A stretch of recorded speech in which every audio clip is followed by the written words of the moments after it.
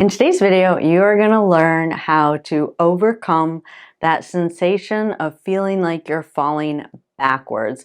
This video is for anyone who, again, feels like you lose your balance backwards, or you've actually fallen backwards, or you're someone who you just don't always get up out of the chair on the first try, that maybe it takes you 2 or 3 times of falling back down into the chair and getting back up, or you're someone who has a tendency to kind of brace your legs against a chair in order to be able to get up. If any of those things apply to you, then this video is for you. If you're new to this channel, I'm Tara. I'm a neurologic physical therapist, and on this channel we talk about anything and everything related to mobility, health, fitness, and mindset in the context of neurologic injury, with the end goal of empowering you with as many tools as possible to take ownership of your rehab and your health, to live an overall more active, more mobile, pain-free, happier, healthier life. And with all that said, first we're going to go over what some of the conditions are that might cause you to feel like you're falling backwards, and that will just help you to kind of identify which exercises are going to be the most appropriate for you based on what the underlying condition is that might be causing you to feel like you're falling backwards. The other reason I'm going to go through this is there's some conditions that cause you to feel like you're falling backwards that there is no physical therapy intervention that's going to help. It's actually something that needs to be treated medically. So it's good for you to know whether or not these exercises are going to be a waste of your time or beneficial, or if you need to seek some other type of medical intervention. But first, let's go over what I think are some of the most common reasons why some people feel like they're falling backwards. One is some kind of a lesion or damage in the back of your brain. That can be in the occipital lobe, which is part of the brain in the back, or the cerebellum. So anything in those regions, a lot of times you see people will have a tendency to just always be leaning backwards or losing their balance backwards. The other part of the brain region that might be involved that might cause this is damage to a motor area of the brain. Now, not necessarily because it controls the muscles, although that is one potential problem, that the muscles that are involved with balance you can't connect with, so you can't maintain your balance. But the bigger issue is that when you have damage to a motor area of your brain, you have a tendency to see a lot of the spasticity that I talk about a lot on this channel, primarily in the muscles that point the toes. So if your toes are pointing involuntarily all the time, that's going to throw you backwards. That's associated with damage to a motor area of the brain. Or you have what we call an abnormal synergy pattern that I talk a lot about on this channel, primarily an extensor synergy pattern. When you have an extensor synergy pattern, that's when muscles abnormally link up together. In this case, the muscles that point the feet are linked up with the muscles that straighten the knees. And so when you go to straighten your knees to stand up from a chair, your feet will also point and they will also throw you backwards. So that's the connection between a motor area of the brain and potentially feeling like you're falling backwards. Now, one other kind of brain-related area that might be involved, or a condition that might be involved, is what we call normal pressure hydrocephalus. Now, the reason I bring that up is I see anecdotally, experientially, that people that have normal pressure hydrocephalus have a tendency to lose their balance backwards more so than losing their balance sideways or forwards. So if you have normal pressure hydrocephalus, there's no amount of physical therapy that's going to help that. You have to have the medical treatment for that in order to regain your balance. So that would be one condition where I would say these exercises probably are not going to be beneficial. The other kind of brain-related condition where we might see this is with Parkinson's disease. And really, that's just more not being able to have the reaction time to bring yourself forward, I think. But you do see it a lot with people that have Parkinson's disease. Now, leaving the brain, there are some conditions as well that might cause you to always feel like you're losing your balance backwards. If you have peripheral nerve damage of any kind, whether that just be peripheral neuropathy or something called idiopathic polyneuropathy, which is another neuropathy that they just really doesn't have, they don't know what causes it. Anything like that usually causes weakness in the muscles that point the foot and dorsiflex the feet. Now, the reason this is important is if you've lost the ability to dorsiflex your ankles, when you are leaning backwards, you can't pull your body forward. So if your foot is shaped like this, the muscles that dorsiflex the ankles are here, you're gonna fall backwards if you don't have that muscle to help bring you forward. Another thing that you will see or that you might be experiencing is that people with polyneuropathy, some, not all, they'll kind of keep their knees bent a little bit, and what that does is it just moves your center of gravity forward. The only reason I bring that up is maybe you're not experiencing the case where you always feel like you're falling backwards, but you kind of compensate with bringing your knees forward. That still is kind of weakness in those muscles that bring your body weight forward. So if you feel like you just have to bend your knees in order to feel more balanced, then some of the exercises we go over today might be helpful for you to learn how to kind of get that center of gravity forward using some other strategies. Now, the other reason that you might feel like you're falling backwards, and this is something that's totally fixable, is that you're not in the right brace. So the worst brace, or the brace that causes people to fall backwards the most, is what we call a floor reaction AFO. An AFO is an ankle foot orthoses. A lot of you, if you have any kind of foot drop or you have idiopathic polyneuropathy, a lot of those conditions, they will suggest a brace. One of the worst braces, and again, this is just my opinion, everyone has a different opinion. There are excellent therapists out there that really can justify why a floor reaction AFO is a good idea, but a floor reaction AFO is an AFO that has a shell on the front of it that pushes your tibia backwards. Now, the reason people select that brace is if you have weakness higher up in your leg. This is one reason. It'll kind of keep your knees straight. I hate them. All they do is they throw your knees backwards. So, it kind of throws you into hyperextension, which your knees lock out too much, and that creates a whole nother problem. Now, they do try and correct for that by putting a lift underneath the heel, which kind of tips that shell forward a little bit, trying to prevent you from pushing your knees backwards into hyperextension. However, I've found that if you have any kind of spasticity at all and you're in this kind of a brace, all you do is point. So they put that heel lift in there and you have involuntary pointing of your feet and it just pushes your feet backwards. I personally do not think they are a good brace. I think they cause too many other problems down the road. There's very few instances where I think it's a good idea. In some cases, if the knee weakness is really, really bad and someone cannot stand, it will help with that, but it's really a last resort. So if you're in a brace that pushes your knees backwards, that can throw you backwards.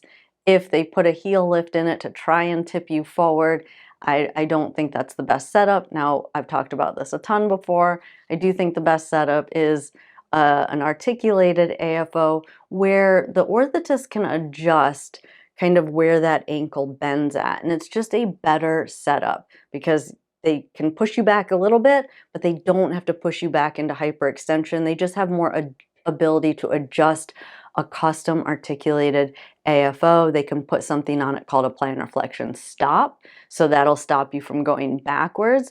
But then also if they find that your knees are bending too much, they can put a dorsiflexion stop on it so that your knees don't bend too much. So there's just a whole lot more ability to kind of modify a custom articulated AFO than those floor reaction AFOs.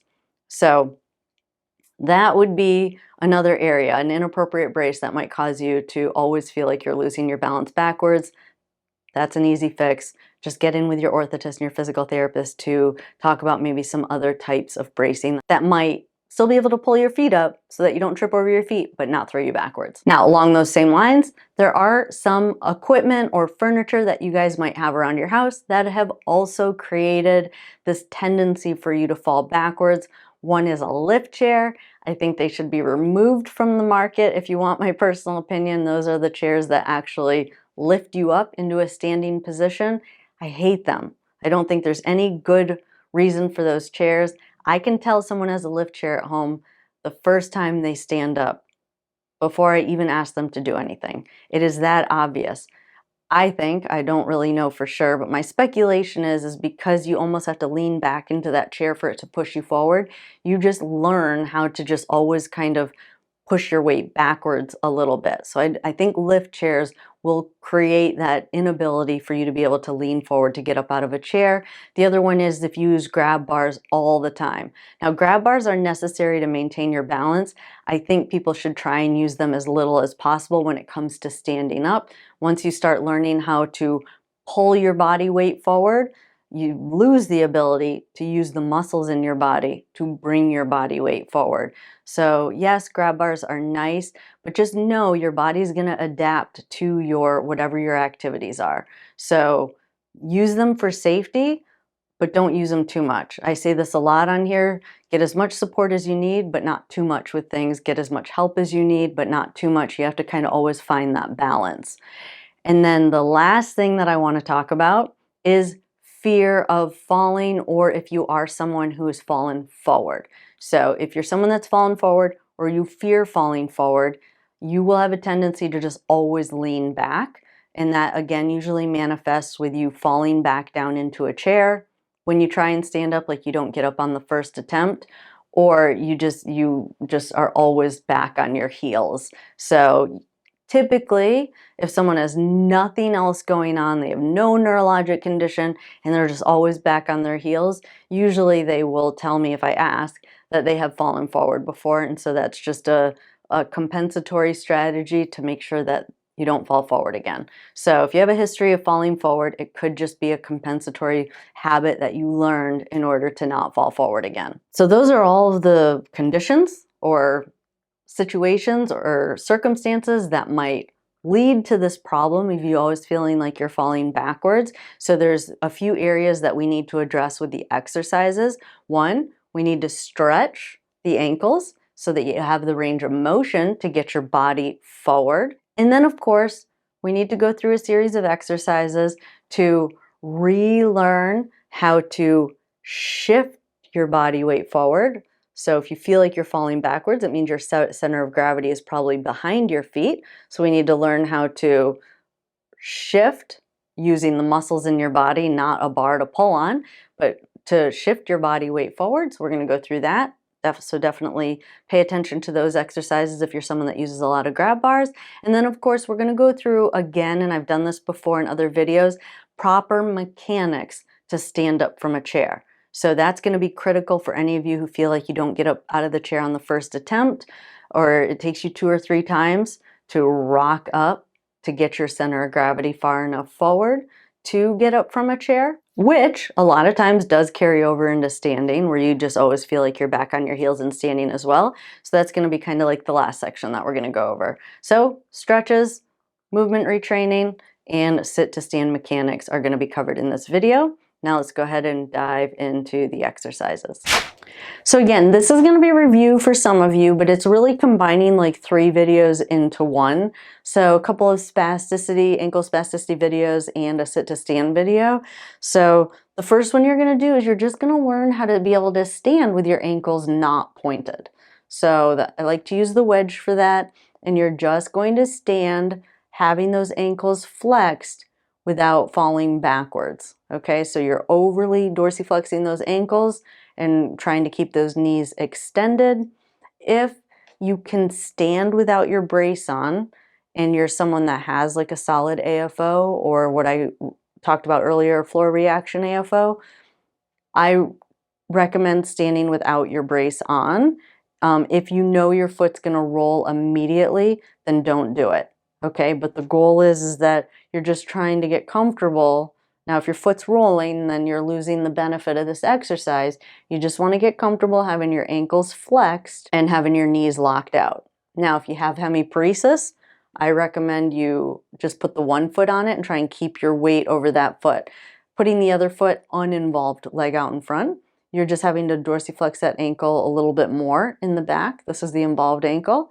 And then you just want to work on knee extensions without letting that foot point. So you probably have an easy time extending that knee and pointing that foot at the same time. By going here, you have to learn how to extend that knee without letting that foot point. and you just want to get really comfortable with that. You're getting kind of a 2-for-1 out of this. You're stretching your plantar flexors. So if you have spasticity that's pushing you backwards, you might also have some tightness in your calf. So you're just stretching that out. But then you're also working on that kind of movement retraining of straightening that knee out with your ankle flexed. All right, so that's probably the most important exercise that I've gone over in other videos. Again, this is kind of a compilation of 3 different videos. Now for the ankle weakness component of having that weakness on the front of your ankles, the first one we're going to do is you're going to lean against the wall, put a little bend in your knees, and try and bring your body off the wall. So again, back against the wall, little bend in your knees, try and bring your body off the wall. By bending your knees first, it's kind of like setting you up for success. You're bending those knees, and so you're getting those ankles flexed a little bit, getting your center of gravity forward, which is going to be important when we get into the mechanics of sit to stand. But again, you're just kind of getting that center of gravity slightly forward, not really demanding a lot of your anterior tibialis to pull you forward. Once you get good at that, then you would want to keep the legs straight. You can see that my toes, watch my toes, they actually almost come off the ground a little bit when I go to pull myself forward. And that's because that anterior tib is having to work so hard to bring me forward. So again, you're just kind of retraining that. Now again, for certain diagnoses, foot drop, which is when you lose the ability to lift your feet, there's a million different causes. You could have a complete nerve compression that you've had for years, either due to a hip replacement or a knee replacement, or you could have, you could have had compartment syndrome. There's a whole bunch of reasons why you might have injured that peripheral nerve. If you injure the peripheral nerve that gives the voltage to the muscle, then you're not going to be able to do this. But I still recommend trying, because even though you maybe have lost the voltage to that muscle, just the act of practicing forces your brain to try and learn how to adapt. So maybe you're not going to get voltage back to that anterior tibialis, but just the act of practicing could potentially teach your brain how to adapt in some other way to get your body forward. So again, just bringing it forward. If you fall back, that's okay. Just try again. Just pulling that body weight forward. All right, so for some of you, this is review, but the first step is just to learn how to reach forward. So whether you're someone that fears falling forward, or you're someone that has some of those issues that I talked about in the back of the brain, or you have Parkinson's disease, there's different reasons why your brain is misfiring and causing you to fall backwards. We're just gonna kind of address them all in one exercise. You want to overemphasize leaning forward and get very comfortable there. I like the gym ball because it still gives you something to give you some security in front, and you're just reaching, okay? Now, the further out on the edge, so the less of your bottom that you have supported on the surface that you're sitting on, the better. The further back you are, the more secure you're going to feel, right? But to actually stand up from a chair, we got to get to the point where you're actually lifting your bottom off the chair. So you want to be as far forward as you can be safely. And then you're just leaning. And then from there, what we're doing is we're going to bring the feet back. So the feet should be, when you look down, they should be behind your knees. Okay, so the mechanics really address any issue related to not being able to do sit to stand or feeling like you're falling backwards. So if you have weakness in your anterior tibialis, we're just setting you up for success by moving your feet back so that your muscles on the front of your ankles don't have to work as hard. And you're going to do that same forward lean and lift. Now, by doing these bottom lifts, similar to the exercise that we did with the wedge under the feet, you're learning how to work your knees without your feet pointing. So by pulling your feet back, it's almost like we're forcing those ankles to stay flexed so that they can't point, and you're going to do little bottom lifts. Now, you want to be on as low of a surface as humanly possible. I've talked about this in a couple of videos I've made on longevity, but I am a firm believer that to be able to go from squatting to standing is a longevity hack. If you can always go from squatting to standing, you're never not going to be able to stand up from a chair. And that brings me back to the point I made at the beginning of the video, that you absolutely, if you cannot stand up from a chair, your health status is going to decline, could potentially decline rapidly. So you never want to lose that ability. So you want to always practice this on a surface as low as humanly possible. The other reason is with things like Parkinson's disease, it's kind of like a calibration issue, that the amount of effort you think you need to put into a movement, you're not actually getting that output. So there's a mismatch between what you think you need to do and what you're actually doing. So by starting from a lower surface, which we'll get to in a minute, you're forcing yourself to have to like lean further forward in order to stand up. So you're kind of like recalibrating that brain that like, oh, I got to lean further forward. And hopefully the goal is that carries over into when you go back to a regular height chair. But again, we're going to kind of do this without the ball now. And now you're just going to reach and do a bottom lift. Now, notice I'm not picking my chest up. For some of you, that fear of falling, you get that chest up fast because you don't like that sensation of falling forward. So you want to keep that chest down, kind of get into that discomfort, that little bit of a discomfort, and lift your bottom. If you can delay lifting your chest, that alone might prevent you from falling back down into a chair and being able to get up on the first attempt. So reach way out. That's the key that most people miss, is you got to get that center of mass forward in order to put less weight over your bottom.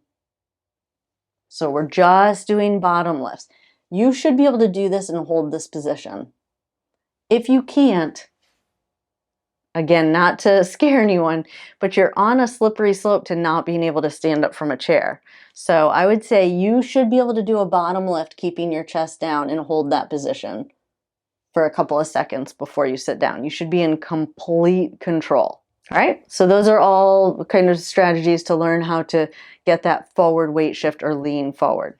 All right, now we're not messing around with this next one. We're gonna go stand to sit without plopping onto a very low surface, kind of like an eccentric. So in order to be able to control that, you really have to lean forward, especially for you guys that have that Parkinson's disease. There's the perception that you're far enough forward when you're really probably not. So it's really important to kind of never let your brain forget like how forward you need to be. And so we kind of do that by overly emphasizing that forward lean. Sitting down onto a lower surface forces you to do that. Now, I would not go right down to this. I would definitely do it in steps. I've seen multiple people who thought they could do it and didn't. And if you have something behind, actually fallen backwards. So I do not recommend you do this unless you have something soft behind you if you have Parkinson's disease. The correlation between those that have Parkinson's disease and those that misjudge this movement, in my experience, is extremely high. Meaning someone thinks they can do it, doesn't look hard, and then they fall backwards. So do it in progressions and make sure you have something behind you for safety. And then again, use whatever you need to help you stand back up. And then reach, we're just working the down part. And then do what you can to get yourself back up and reach and slow on the way down. Now we're gonna lean, now we're gonna do the sit to stand or the squat to stand. The reason we do it from a low surface is you really have to overly emphasize the forward lean, and it's harder to get your feet, your body weight forward, whether you have Parkinson's or whether you have weakness. You have to get further forward. So you have to have more ankle flexibility, and you have to use your anterior tib muscle more. So that's why I like the squat, and we're just going to do that bottom lift to start. I think it's okay to put your hands down on the ground. If you're someone that has a little bit of a belly and you can't fold over that far, just move your feet out a little bit. That's come up a few times. No big deal. Just again, just if you spread your feet, just give your belly a little bit more room to get in between your legs. But again, you're just doing those same bottom lifts. Then once you feel really comfortable with that, you're going to keep your chest down and try and get a little bit higher and be able to control the descent. right? So staying in control is really the name of the game. A lot of people want to lift their chest, and that'll throw you back even more, especially when attempting to do it from this surface. And again, and then once you feel like you can do that, then you stand all the way up. Then you put it all together. Reach, butt in the air, up, reach, keeping that center of mass centered over your feet and down slow.